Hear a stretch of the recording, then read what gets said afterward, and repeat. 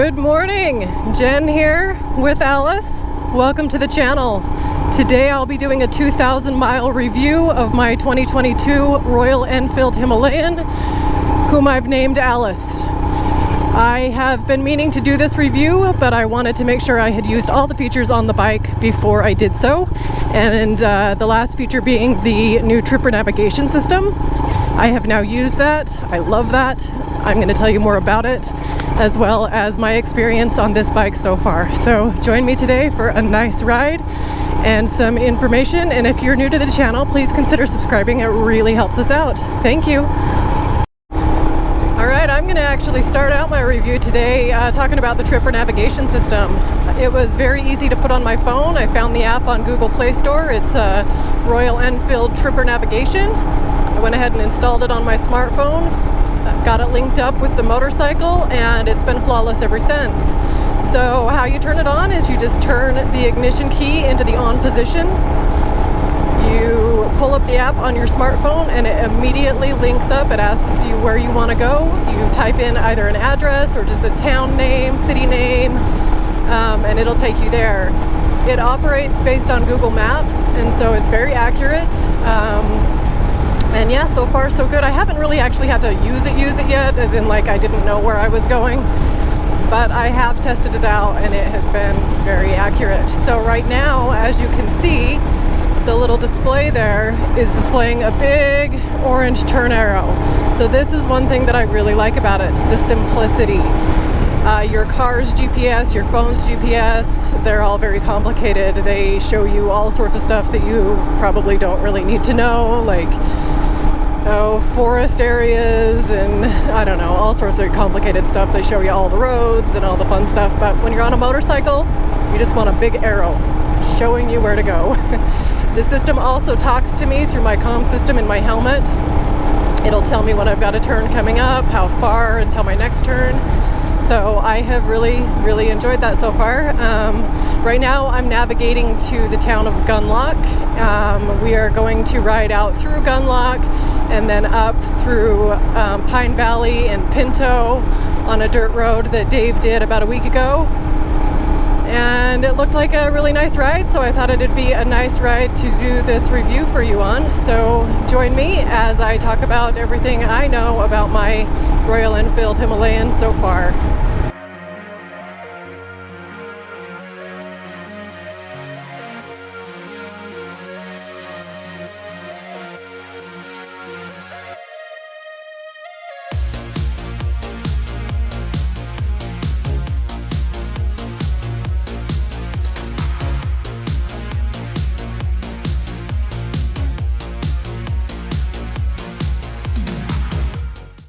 So as I mentioned, this is a 2,000 mile review. I turned over 2,000 miles yesterday, so the bike actually has 2,070 miles on it at this point. I've had the bike for about 6 months, and it's been quite a journey. We've been over varied terrain. We've been through the very cold months of the desert, and also now we are in the very hot months. And so I think I can give an honest review of how the bike performs in the cold as well as the heat, on the dirt as well as the asphalt. I did purchase this bike because of the look of the bike. I love the classic Indiana Jones kind of look. All of the other bikes out there, the adventure bikes that I saw, seemed to be just these aerodynamic powerhouses. That's my best way to describe them. The look of them anyways. But this bike had this very classic, clean, old school look, and that's what I really fell in love with. So after reading some very positive reviews of the bike, I figured that this was the proper step up from my TW200, and I love it. I love that. I love the look of it. I have not gotten sick of the look of it. I get compliments on it all the time. People don't, they're not as common, so people don't see them all the time. Yeah, so I have not been disappointed with that decision at all.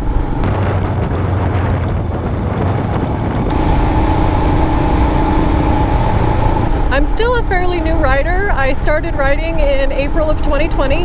My first bike being the Yamaha TW200, which is still parked in the garage, and I still love that bike. However, I was looking for a bike with a little more power, trying to keep pace with Dave on his KLR 650, which obviously the 200 did none of that. So I did need some more power, but I'm not looking for super speed. So looking into the Himalayan, it seemed to be exactly what I needed. It's 411 cc's, and I also just absolutely loved the look of the bike. I started riding the bike in February of this year, 2022, and the first thing I noticed and was pretty annoyed with was the time it took to warm up the bike. It's a fuel-injected bike, but it's a simplified fuel injection system, and so it does still take quite a while to warm it up and get it ready to go in cold weather conditions. At the time, Dave did have a KLR 650, which was an older model and was carbureted, and so we both had to take some time to warm up the bikes, but he has since upgraded to the newest KLR 650, which is also fuel injected, and he can just turn the key and go, and I'm still having to warm mine up when it's cold. Now when it's hot, no problems at all. I can get on this bike, I can start her up, and I can go. So, and I haven't noticed any negatives in the heat. We've been on a couple of pretty long trips so far, and conditions have been 100 degrees plus, and she hasn't overheated or anything like that, so I'm not anticipating there being any problems with the heat. All right, one of the features that the Himalayan comes with is anti-lock brakes, which is awesome, but it also has a feature where you can turn off the anti-lock braking system when you hit the dirt. So let me show you how to do that real quick. I just turn on the key, turn off the blinker there, and then I'm going to hit the ABS button right down here by the fuel gauge. I'm going to hold it down, held down for about 5 seconds, and you can see the ABS light blinked, and then when I start going, it's going to keep blinking, and that will let me know that the system is off. Every time I turn off the bike, I'm going to have to re-engage that system. So let me just show you as I start going here, it'll start blinking again. Hopefully you can see that, see how it's blinking, that's how you know it's off.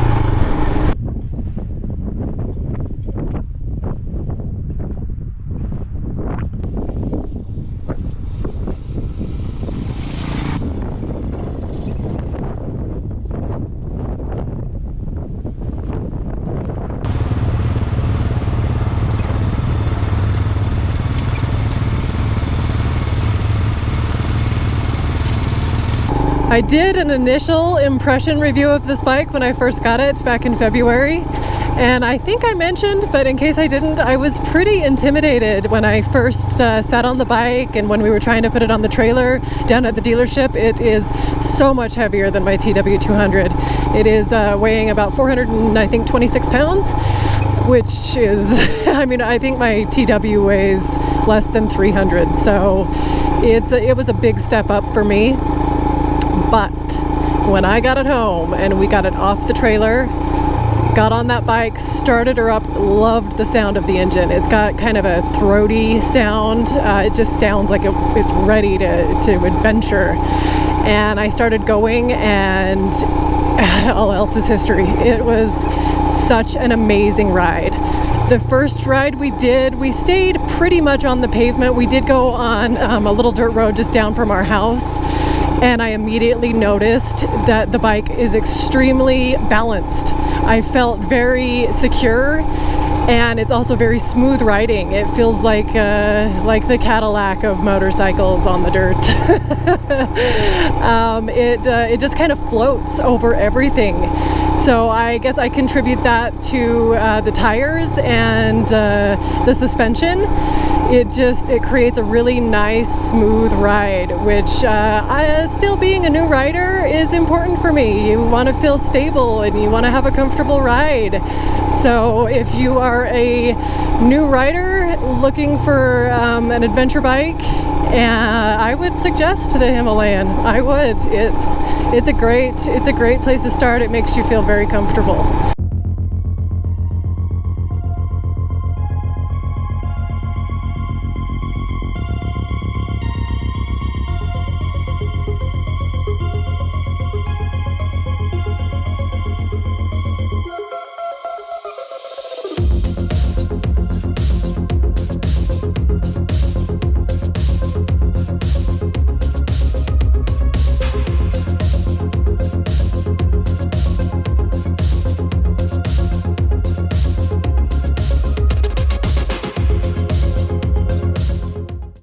let's talk about terrain performance. I've had the Himalayan on everything from smooth asphalt roads to loose, steep, baby head covered kind of terrain, and she's performed pretty well in every category I've put her in.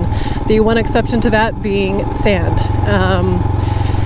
I'm not going to look into getting tires that handle sand better. I mean, there's probably some tires out there that handle sand better than what I've got, but I'm just not in it that often, and I don't really have any interest in pursuing riding sand dunes. So she's working well for what I need. So the most extreme ride Dave and I have done on the Himalayan and the KLR together was probably the ride where we did the Indian Springs Loop, and that ride has a lot of ridges and valleys, you know, so you're up and down a lot, you know, some steep inclines, some steep declines, some pretty tight corners, and then there were also some loose gravelly sections, sandy sections, and some baby head sized rocks. I initially started the ride and was a little bit nervous because I don't want to put the Himalayan on her side. I just want to keep her on two wheels. So having going though, she did great. I was able to get through every obstacle that was presented to me in that ride, and that was a super confidence builder. Well, that brings me to my second kind of minor annoyance with the bike, is just the speed of the bike. She doesn't have a lot of horsepower, so on the long asphalt stretches where you're on a steep incline, it is hard to keep her up to highway speeds.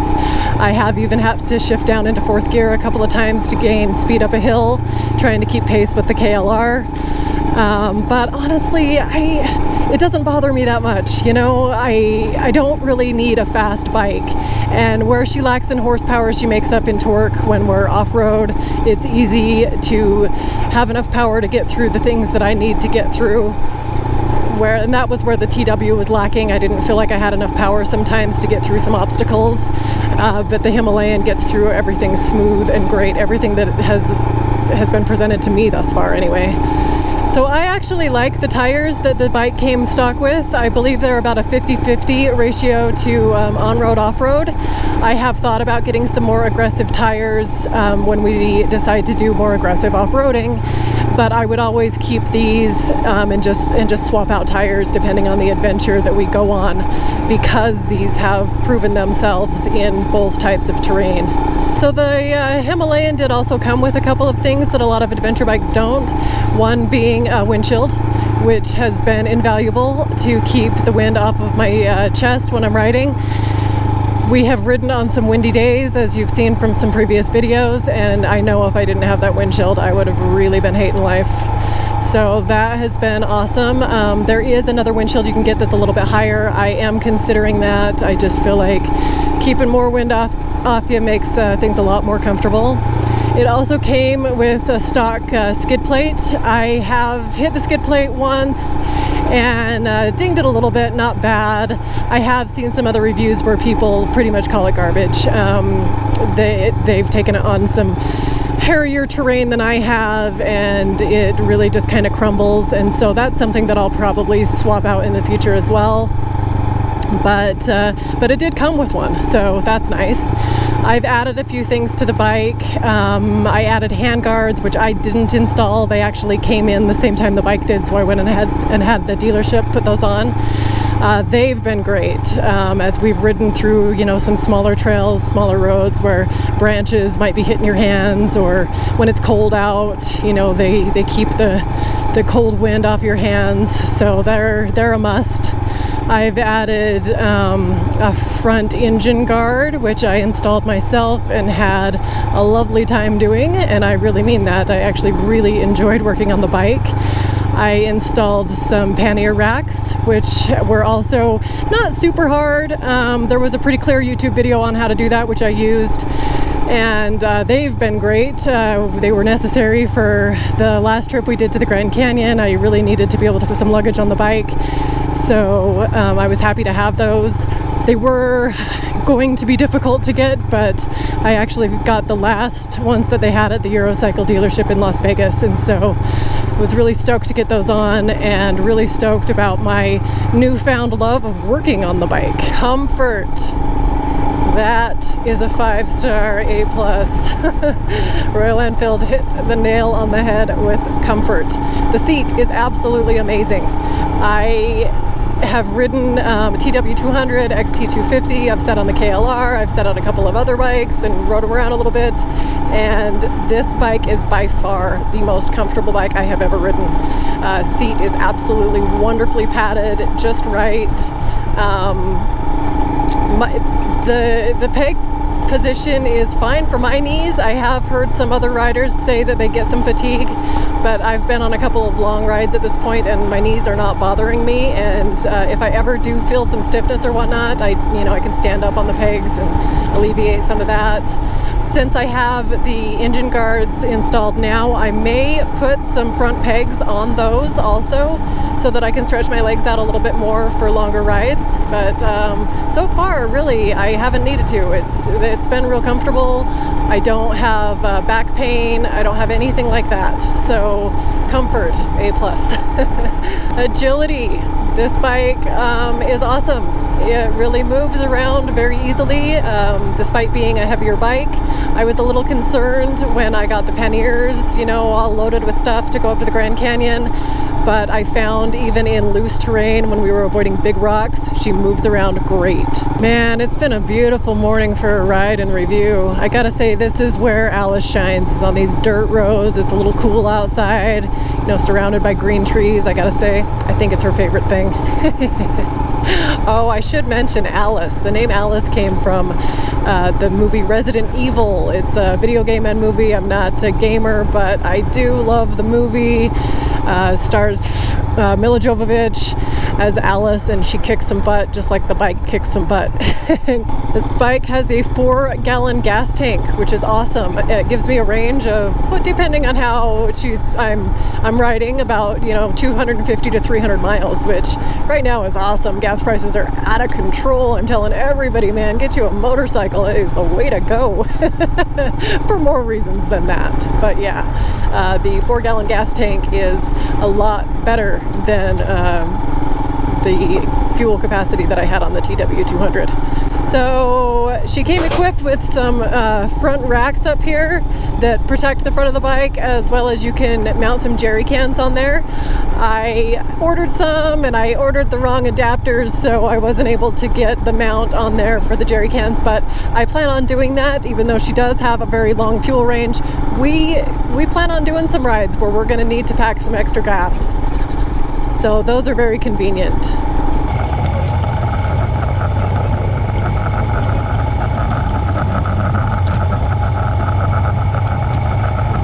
Man, $5,000 too. Just over $5,000 is what I paid for this bike, which is amazing for all of the features that it has and how well it has been riding.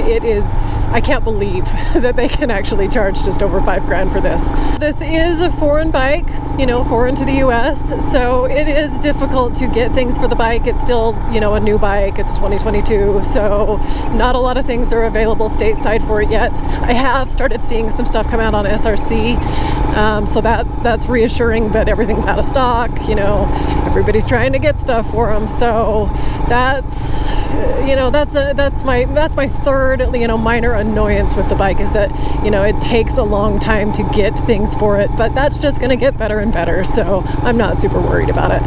So I was able to build up my comfort level riding on and off-road a lot with this bike. One of the things that I was able to do really easily on this bike that I kind of struggled with on the TW was shifting while standing up. I never could get the comfort quite right with the placement of where the shifter was in relation to the foot peg, but on the Himalayan it just seems to be perfect for me. Maybe it's just me, but I found being able to shift while standing up has been really nice. Alright, let's talk about a few gadgets that are on the Himalayan. One thing that Dave actually discovered that I hadn't even noticed was there's this little yellow button up here by the headlight switch, and I can flash my lights with that. So that's handy in case I'm, maybe trying to get his attention, or flash another rider coming at me to warn them of something, or even just to be seen at night. That is super important. So I have used that, and I like that feature. Another thing that not all bikes come with, in fact I've never seen another bike with it, is this little compass right here. Another thing honestly I haven't used, but I do find it cool. I had an incident on our Grand Canyon adventure where it became uncalibrated and it was flashing CAHO, and I thought, oh boy, does the compass double as like a warning thing? Is that telling me caution hot? But I did find out that the compass just needed to be recalibrated, and so since I've done that, that's been fine. I have seen a couple reviews where people mentioned that their compasses have never worked. Mine seems to work. It points in the right direction, most of the time. So, so that's kind of a cool little feature. Here's the screen for the tripper navigation. When it's not in the navigation mode, it just displays the time. So that's pretty cool. Another thing that not all bikes come with is actually an RPM gauge. I found the RPM gauge very useful in the break-in period on the bike so that I didn't exceed the manufacturer's specifications as far as RPMs go. So, and then even since then, I can just kind of glance at the RPMs and know if I'm, pushing her too hard for too long or whatnot, and if I need to back off a little bit. So that's pretty helpful. Other than that, the look of the gauges is really cool. This like round old school appearance is awesome. It also flashes like a little wrench thing over here by the temperature gauge when it needs to be serviced. So that's cool. I think that's pretty much it. You can obviously tell how fast you're going. It says it go 100 miles an hour. Haha, I doubt it. I think I have touched 80 miles an hour in this bike, but honestly, comfort for me is at about 65. I don't really like to push her much further than that unless it's necessary. So, and then you've got your very cute, very simple fuel gauge there. Haven't had any problems with that. So yeah, that's pretty much it as far as the doodads and gadgets go. I recently had a new rider comment if I would recommend the Himalayan to a new rider. And I have thought about that a lot, and my answer at this point is 100% yes. I think that had I started out on the Himalayan, I would have been just fine.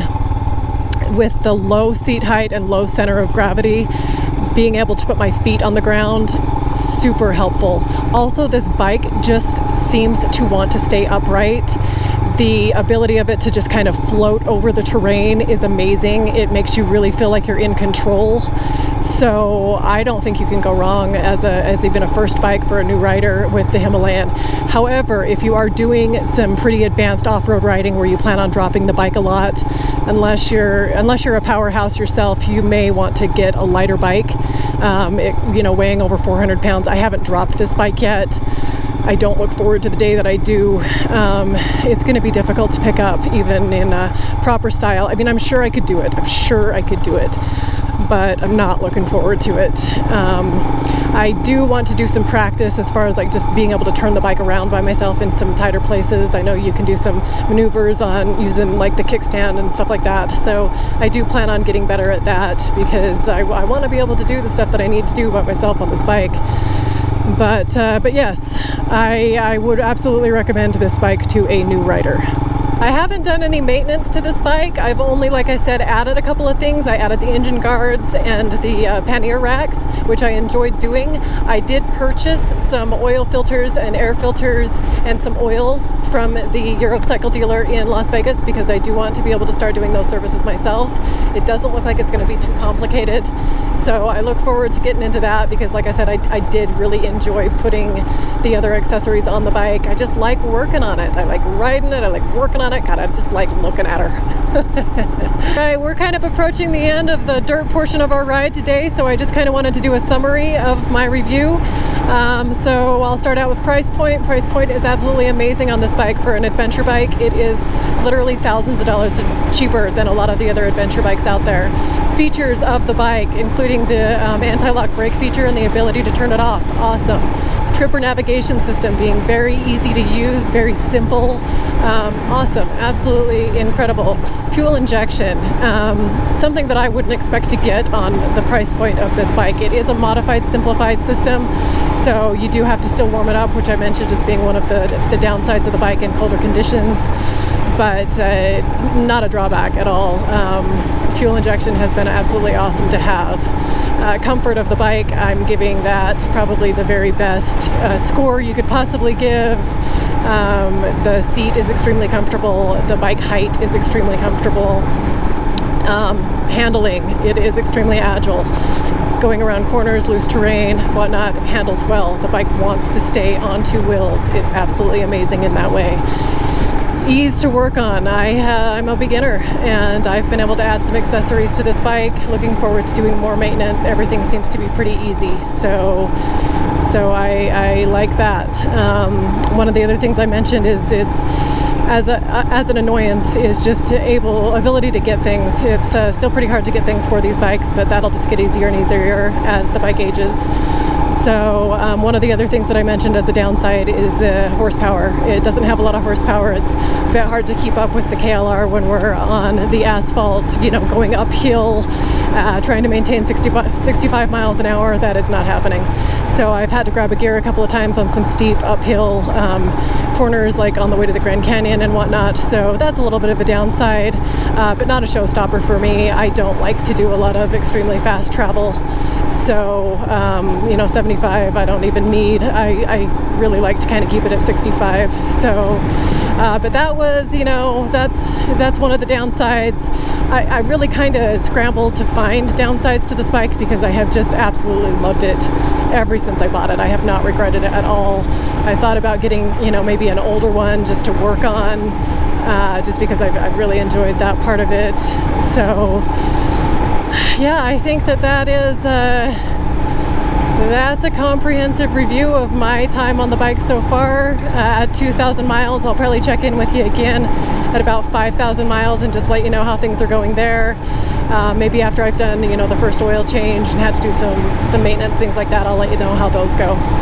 So that's gonna be it for me. Beautiful ride today on a wonderful, wonderful bike. Absolutely recommend this bike to anybody that's looking to get out there and have a good time. Just wanted to mention again as well, if you are new to the channel, please consider subscribing. It really helps us out. Thanks for joining me today. I'll see you next time. Jen out. Adios.